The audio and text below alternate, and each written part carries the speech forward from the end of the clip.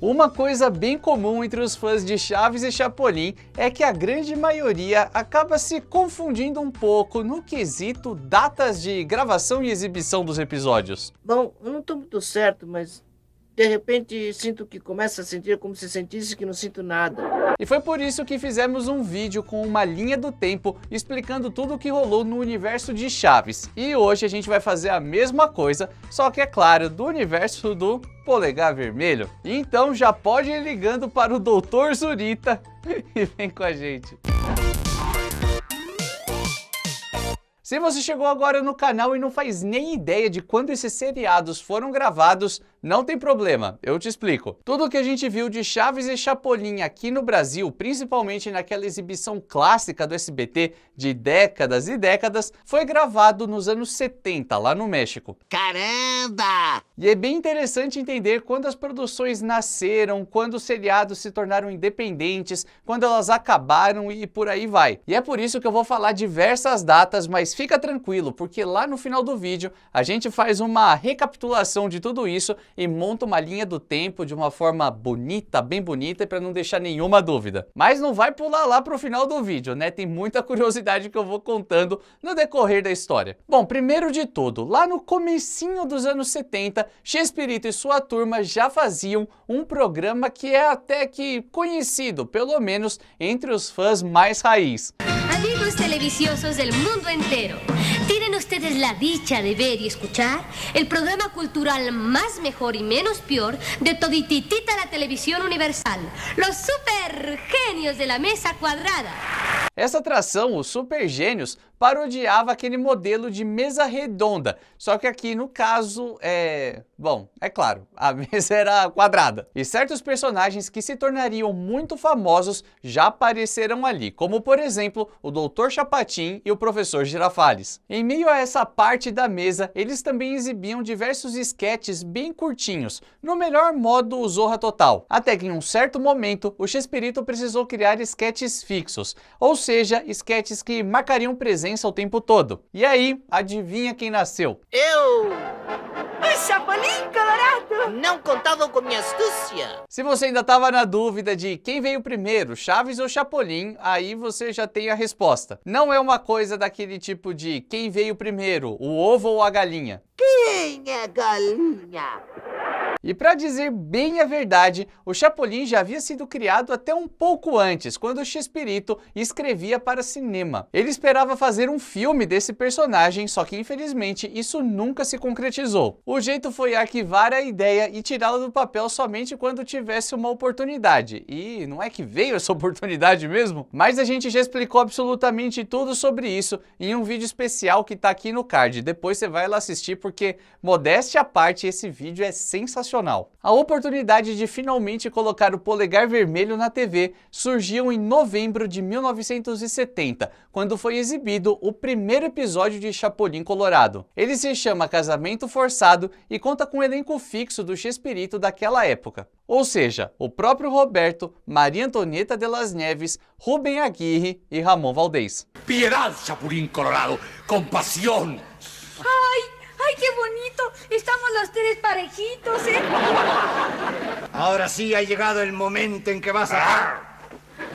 Na história, o nosso eterno girafão dá vida a um verdadeiro Melchior. Ele ameaça matar o pai de uma mocinha caso ela não se case com ele. E o Chapolin, é claro, aparece para dar uma força. Daí em diante, o programa sofreu algumas mudanças. Ele passou a se chamar apenas Chespirito e novos nomes de peso entraram no elenco. Tô falando de Florinda Mesa, Carlos Villagrán, Edgar Vivar, Angelines Fernandes e José Luiz Fernandes. Até que em 1973, duas potências da TV mexicana, a TVTIM e o Telesistema Mexicano, se fundiram e deram origem àquilo que nós conhecemos hoje como Televisa. E com certeza você pelo menos já ouviu falar dessa emissora, né? Ah, sim, sim.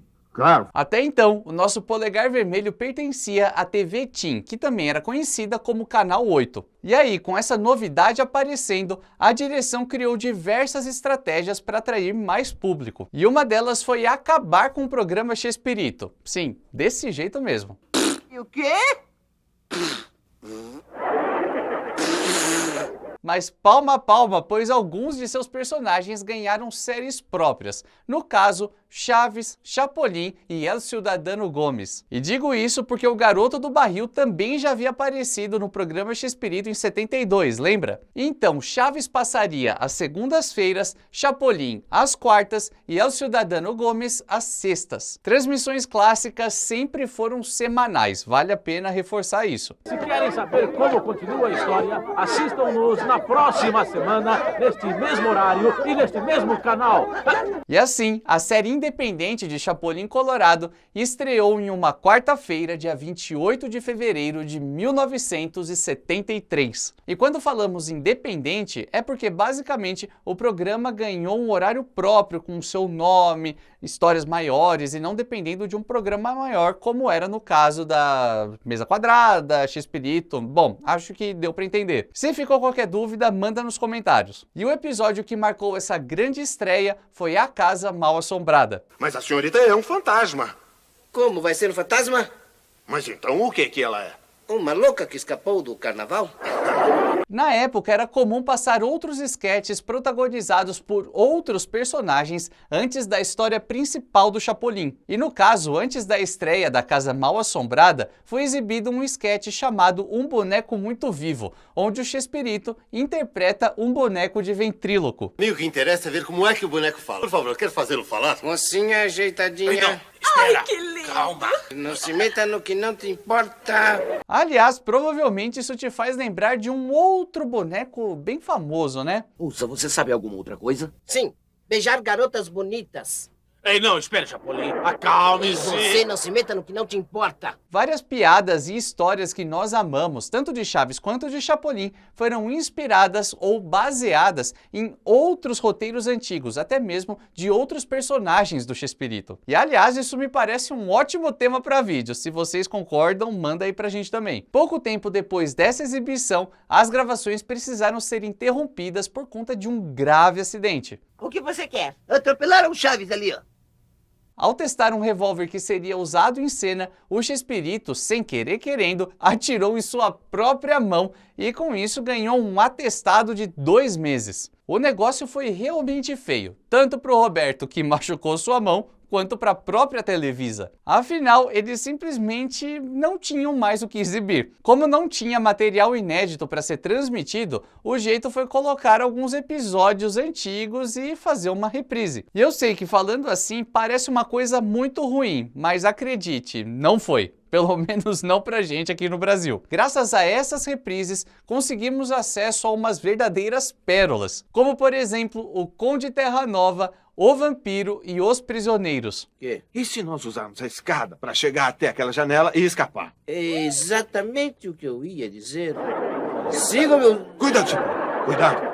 E assim o retorno aos episódios inéditos foi tranquilo, mas logo em seguida o elenco teve uma baixa. A Maria Antonieta, que até então pegava a maior parte dos papéis femininos e era a clássica mocinha das histórias, precisou se afastar por conta de sua gravidez. E a Florinda acabou preenchendo essa lacuna após a saída da Maria. E olha, ela mandou tão bem que não saiu mais. Bem, não se importa se eu deixar um momento sozinho? Não, estou em boa companhia. Mesmo após o retorno da Maria Antonieta ao elenco de Chespirito, cerca de 1 ano e meio depois, a Florinda continuou fazendo a maior parte das protagonistas. Entendeu agora porque a Chiquinha, digamos assim, aparece pouco em Chapolin e principalmente quando você vê ela no lugar de mocinha, sempre são episódios bem antigos? Suspeitei desde o princípio. Agora, indo para 74, temos mais uma grande mudança. A princípio, o Chapolin era transmitido pelo canal 8, mas a partir desse ano, ele foi transmitido pelo canal 2. O que explica isso é que a Televisa não é exatamente um canal, mas sim uma produtora, uma network, uma rede de vários canais, mais ou menos isso. Para ficar mais fácil de entender, quando a gente pensa aqui no Brasil, Globosat tinha vários canais, como Globo, GNT, Multishow e por aí vai. Com a Televisa era tipo isso, mas na verdade ele partiu de um canal para o outro e ambos eram da Televisa, entendeu? Sim. Sim? Não. Então diz. Sim, te digo que não. Mas acontece que o canal 2 era mais requisitado, tinha mais orçamento, tinha maior audiência E aí o Chapolin ganhou novos ares, principalmente na questão dos cenários, e virou outra coisa, ficou muito melhor. Se você reparar bem, tem uns episódios do Polegar Vermelho que a cenografia arrebenta. E o primeiro episódio que foi transmitido nessa nova fase foi uma conferência sobre o Chapolin. Ele conta com o Dr. Chapatin fazendo uma breve retrospectiva de alguns dos melhores momentos do seriado e também entregando algumas características do que era o programa. Revistas em quadrinhos, quebra-cabeças, chaveiros, bonequinhos de plástico, uma infinidade de artigos com um único tema. Como consequência, as séries tiveram um alcance cada vez maior e passaram a ser exportadas. Tanto é que falam por aí que o Chapolin Colorado foi o primeiro programa do México a ser exibido na gringa. Não é para qualquer um. Vim vir proteger bonito, senhorita. Ah, não, muito obrigada. Why not? Eu prefiro o que é nosso. Mas é claro que o seriado também teve as suas baixas. Entre o final de 78 e o início de 79, ele perdeu 3 grandes forças: os atores Carlos Villagrán e Ramon Valdez e o diretor Henrique Segoviano. E ainda em 79, mais um ponto negativo. Dessa vez, o próprio Chapolin se deu mal. Durante as gravações do episódio 20 mil beijinhos para não morar com a sogra, ele sofreu um grave acidente e machucou seriamente seu olho esquerdo. Por conta disso, o ator percebeu que não tinha mais idade para fazer tantos malabarismos, tantos pulos, tantas estripulias. Vou denunciar a minha idade aqui também. Mas naquela época o Chespirito já tinha 50 anos. Tem que dar um desconto. Então, pouco depois, ele decide encerrar as gravações do Polegar Vermelho e em setembro de 79 foi exibido A Despedida do Chapolin Colorado, um capítulo muito emocionante. Mas não é um adeus, e sim até breve. Porque um personagem como o Chapolin Colorado sempre terá um lugar reservado na televisão. Não contavam com minha astúcia.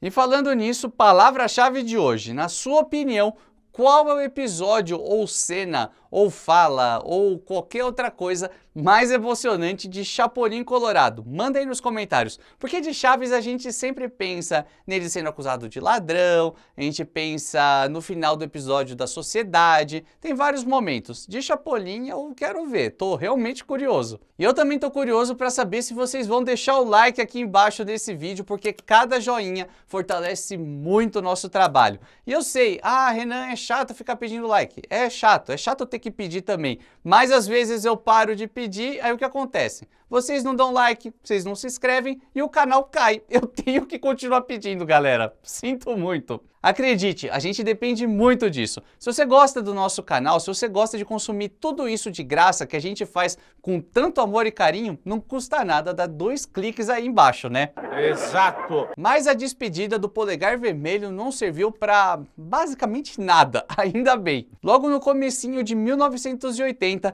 aquele programa de esquetes que nós conhecemos como Chespirito volta à grade de programação. E dentro desse programa, volta o Chapolin Colorado também. Uma das principais mudanças é que aquelas entradas triunfais do herói acabaram ficando mais discretas, ainda engraçadas, só que assim, né? O cara já tava se poupando. Oh, que agora quem poderá defender-me?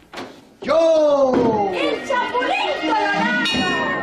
E dentro do programa Chespirito é a mesma coisa que aconteceu com Chaves. Ora os episódios ficavam bem curtinhos, com 8 ou 10 minutos, e ora ficavam gigantes. Tanto é que foi aí que o Vermelhinho teve a oportunidade de protagonizar histórias enormes, como por exemplo Aventuras em Marte, que passou aqui no Brasil como um filme. Tome cuidado, nós estamos quase saindo da zona antigravitacional. Tenha cuidado, Chapolin, não vá cair no chão! E também Os Piratas do Caribe, que foi gravado em uma ilha de verdade. Chapulín, lo que pasa es que no has visto bien al matalote. Fíjate en esto. Las pirámides de Egipto. Pues fíjate en esto, las ruinas de Chichén Itzá. E assim o Chapolin seguiu por uns bons anos, sem grandes surpresas, até que foi cancelado em 92. Seu último episódio foi Mulher Tirana, Marido Banana. E como o nosso herói já estava com 63 anos, é nítido que a idade já estava pesando. Oh, ¿y ahora quién podrá ayudarme? ¡Yo! ¡El Chapulín Colorado! ¡No contaban con mi astucia! Bom, esse foi um resumão de tudo que foi produzido e gravado de Chapolin Colorado e eu sei que você está muito ansioso por esse momento. Então, é hora da revisão! Em 1970, o Chapolin estreia em Los Super Genios de la Mesa Quadrada. Em 73, ele ganha sua própria série, e aí se inicia o que é chamado de fase independente. Em 74, Chapolin passa a ser exibido no Canal 2 e ganha mais orçamento. Em 78, sai Henrique Segoviano e Carlos Villagrán. Em 79, sai o Ramon Valdez, acontece o fatídico acidente e o seriado é encerrado. Em 80, ele prova que só os idiotas têm certeza de tudo e com o retorno do programa Chespirito, Chapolin também volta. Até que em 92 é exibido o último episódio de todos do Polegar Vermelho. Dessa forma fica muito mais fácil entender e muito mais interessante também todos os movimentos de elenco, a criação do personagem, o declínio, quem foi saindo, os cenários cada vez melhores, enfim, eu espero ter ajudado e espero que você tenha gostado. E eu gosto tanto desse tipo de vídeo que já fizemos uma linha do tempo de outro seriado, que eu falei lá no começo e acho que você já sabe qual é. Mais fácil sustentar um burro a pão de ló. Sim, a linha do tempo completinha, quentinha e açucaradinha de Chaves tá aqui do lado, é só clicar, tá na mão, não tem como ficar mais fácil. E a gente se vê no próximo vídeo nessa mesma hora e nesse mesmo canal.